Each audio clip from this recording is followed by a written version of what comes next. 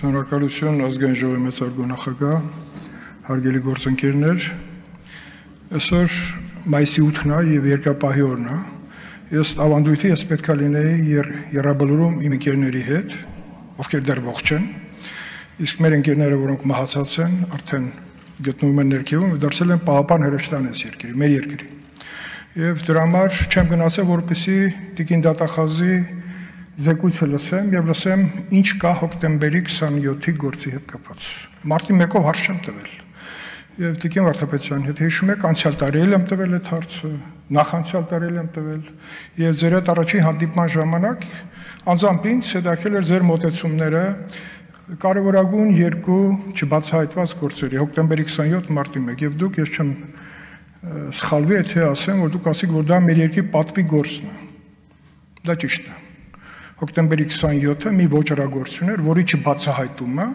մեզ ոչ մի լավ տեղ չի տանելու։ Հրանտ Մաթևոսյան, հոկտեմբերի 27-ը պետքա բացահայտվեր հոկտեմբերի 28-ին։ Եվ այդ որդը պետքա մեզ չհոշոտի ամեն օր, ամեն տարի։ Շատ խորը իմաստ կա, այո, 28-ին բացահայտված լիներ եւ վերջանար։ Մենք իրար մեջ պետքա ճշնամիներ էլ ման չգայինք։ Բայց այսօր այդ վիճակն է, մինչև բացահայտված չի։ Ես երբ որ մի դրվագ հնչեցրեցի եւ այսօրվա իմ բանը այդ մի դրվագն էր մինչեւ Եղոյանի ուրեմն հնչեցրած դատախազության տիրույթում գործող գործողությունների միջավայրի մասին շատ մտահոգիչ բան ասեց։ Ես ակնկալում էի, որ 27-ի հետ կապած դուք պետքա ոչ թե հիշատակեք նախաքննության գաղտնիքները, ես շատ լավ գիտեմ դա ինչ բան է, իմ ամբողջ կյանքը այդ գաղտնիքների միջով անցել է, գիտակից, պաշտոնավարման ընթացքում։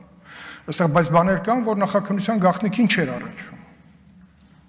Եվ վերջին հաշվով այս հարցը ես ձեզ պետք է տայի, այլ ոչ թե Աղվան Հովսեփյանին։ Ոնց եք պատկերացնում, եթե Աղվան Հովսեփյանը լիներ գլխավոր դատախազ եւ իրեն այսպիսի հարց հնչեցվի հոկտեմբերի 28-ի հետ կապված։ Ինչու՞։ Որտեղ այդ ժամանակ դատարանում Աղվան Հովսեփյանն էր հիմնական մեղադրողը դատախազական խմբով, ճիշտ է։ Ճիշտ է։ Եվ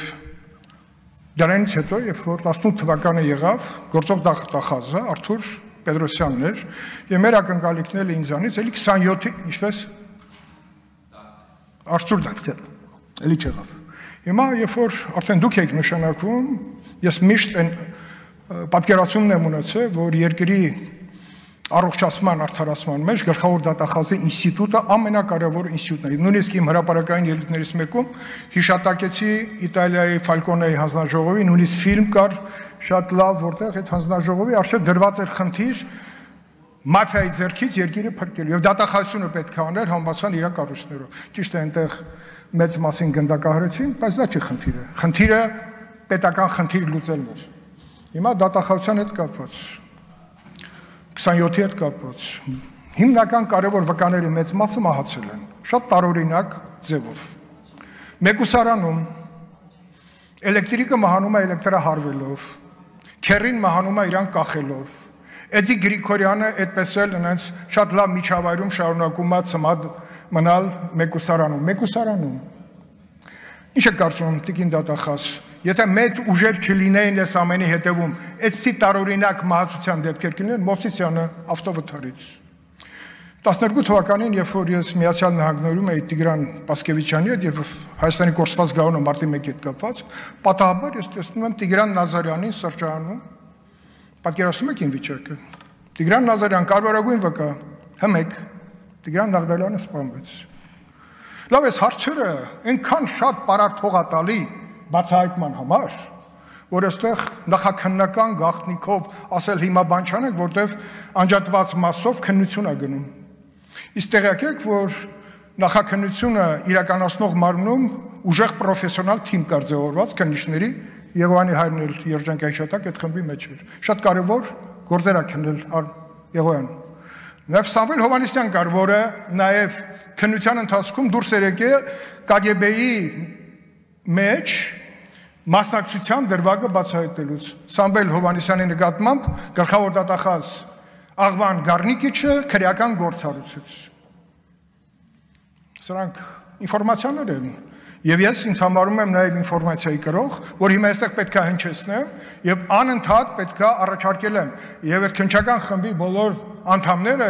շատ կարևոր խորհրդատուներ պետք է լինեին այսօրվա անջատված մասի գործը հաջողությամբ ավարտելու համար։ Օրինակ ես չգիտեմ, Սամվել Հովհաննիսյանի մասին ձեզ ասել եմ, կանչել եք այդ մարդու գիտելիքներից սկսած հիշողությունը, թե ինչի համար իրան մեկուսացրեցին։ Գիտեք, որ մեկուսանում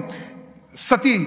դետեկտորի հետ կապված Ալիկ Հարությունյանին հոգեմետ դեղ էին տվել, ով էր տվել։ Ալիկ Հարությունյանը ես այսօր հնչեցրեցի Փարիզում է, ոնց։ Ուրա Սամվել Ուզունյանը, ոնց։ Հաջողությամբ փակել են Հայաստանի սահմանը։ Դե գնացեք գտեք։ Գտնելու համար մեր երկիրը ունի այսօր բոլոր հնարավորությունները որպես պետություն։ Վերջում նոր կառույցներ ենք ստեղծել, արտաքին հետախուզություն, օպերատիվ կառույցներ, արտաքին հակահետախուզություն հիմա կստեղծվի։ Սրանք կառույցներ են, որ պետության եւ մեր ժողովրդի հիշողության մեջ մնացած կարևոր գործերը օր առաջ բացահայտեն։ Հոկտեմբերի 27-ը պետք է բացահայտված լիներ հոկտեմբերի 28-ին։ Այսօր 25 թվականն է, մայիսի 8, Երկրապահի օր։ Չեմ գնացել, ինչ պետք է ասել, ես Վազգեն Սարգսյանի գերեզմանի նստելուց, խունկ վառելուց։ Էմոցիոնալ բան եմ ասում, բայց դա իրականում գոյություն ունի շատ-շատերի հիշողության մեջ։ Ուր ուզում եք մտեք, ասում են 27-ը դատավարությունը արագացված, նույն դատախազության գլխավոր դատախազը ոնց թույլ տվեց, որ Ուզունյանը հիմնական վկաներին ասի չէ, արագ վերջացնում ենք։ Բա հիմա դատախազությունը անընդհատ բողոքարկում է, կալանք, շատ լավ։ Բա այն ժամանակ քիչ էին բողոքարկում այդ նույն process-ի արագացման դեմ։ Խնդիր կա, ով էր հրահանգավորել։ Վերջին հաշվով կար երկրի նախագահ Ռոբերտ Քոչարյան։ Արագացված process։ Ուզունյանը ոնց հարստացավ անմիջապես։ Ինչի հաշվին 27-ի արագացված դատավարության։ Շատ վկաներ չեն լսվել։ Համբել են։ Ուզում եմ ասեմ 27-ը պետք է բացահայտվի։ Ինչպես նաև մարտի 1-ը, որը դատավարության այսպես մանիպուլատիվ ձգձգման շնորհիվ մի անգամ գնաց փակուղի, հիմա կարող է նորից գնա փակուղի։ Էլի նույն պերսոնաժի հետ գործ ունենք։ Չոր ձեռք են բերվել ապացույցներ այն ժամանակ Նայիրի Հունանյանը, որ հետո երբ որ Հայաստանում փոխվեց Ռոբերտ Քոչարյանը նորից եկավ իշխանության Անգլիայի թագու կարգավիճակից, երբ որ Արամ Սարգսյանին հրաժարականը ստորագրեց, դրանից առաջ պաշտպանության նախարարին ապօրինի զրկելով պաշտոնից, որովհետև պաշտոնը առանց վարչապետի համոզություն չէր կարող լինել, բայց հերթականություն այդպես եղավ եւ սկսվեց արդեն դատավարության process-ը։ Իմիջիալոց ես ասեմ 2000 թվականի փետրվար ամսին Հայկական ժամանակ թերթում մի հատ հրաշալի վերլուծություն կար Արմենակ Միքայելյան հեղինակի կողմից։ Չեմ հիշում, ձեզ ասել եմ, որ այդ հոդվածը մի հատ նայեք։ Լրջագույն վերլուծություն հոկտեմբերի 27-ի հետ կապված։ Պողոս Պողոսյանը, Նայիրի Հունանյանի մայրիկի ընկերը, փողատվե որ ավտոմատ առն, մահացավ, սա մահանում են, բայց այսօր շատ կարևոր վկաներ կան, որ Հայաստանում չեն։ Ինչ են կանում, որ վկաներ այստեղ լինեն։ Հա, կարելի ասել նախաքննության գաղտնիքից ելնելով, չենք ասում մարմիններ ինչ են եղել, բայց մի դրվագ էլ հիշեցնում, տիկին դատախազ։ Նայիրի Հունանյանը, երբ որ հայտարարեց արդեն Ռոբերտ Քոչարյանի նորից իշխանություն գալուց հետո, որ ճնշումների միջոցով է իրենից ցուցմունքներ վերցվել, Փահլավունի փաստաբանի ներկայությամբ հարց է տրվել։ Այն ինչ որ վերցվել է ճնշումների միջոցով, դրանք արժանահավատ էին թե ոչ, ասեց այո։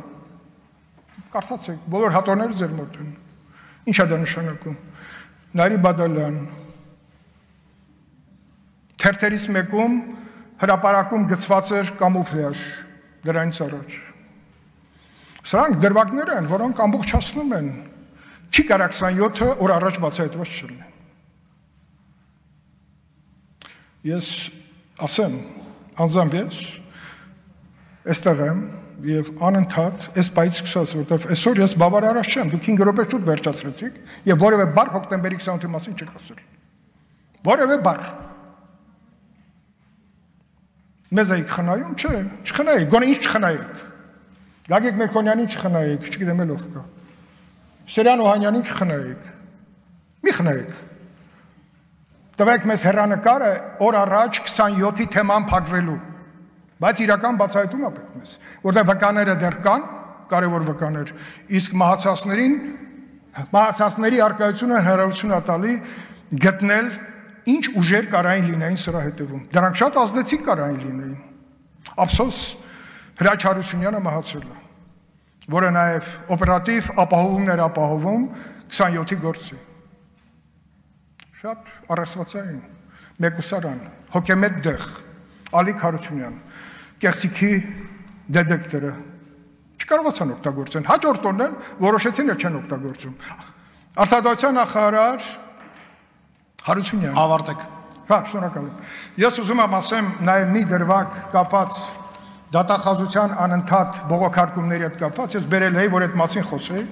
Պարոն Եղոյան, դուք շատ ճիշտ եք։ Ես կտամ մի դրվագ, որը քրեական ենթամշակույթի հետ ոչ մի կապ չունի, կոնկրետ գործի հետ կապ ունի, որտեղ դատախազությունը երկու անգամ բոլոր ատյաններում պարտվել է, եւ երրորդ անգամ նորից բողոք եք ներկայացրել, շարունակեք բողոքել, որի արդյունքում այդ կուկուռուզնիկ կոչվածը երբեք չի կառուցվելու։ Շնորհակալություն։